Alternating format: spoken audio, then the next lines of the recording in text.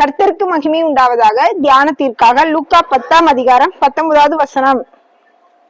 இதோ சர்ப்பங்களையும் தேள்களை மிதிக்கவும் சத்துருவுடைய சகல வல்லமையும் மேற்கொள்ளவும் உங்களுக்கு அதிகாரம் கொடுக்கிறேன், ஒன்றும் உங்களை சேதப்படுத்த மாட்டாது.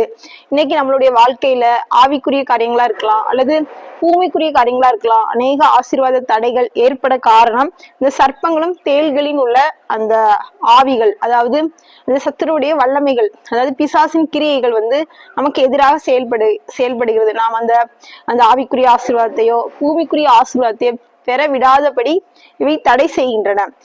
நம்ம என்ன பண்ணலாம்னா, தினமும் விசுவாச அறிக்கை செய்ய வேண்டும்.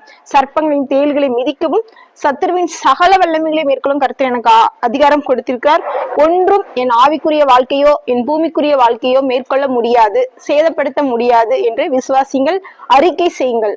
கர்த்தர் உங்களை ஆசீர்வதிப்பாராக. ஆமேன்.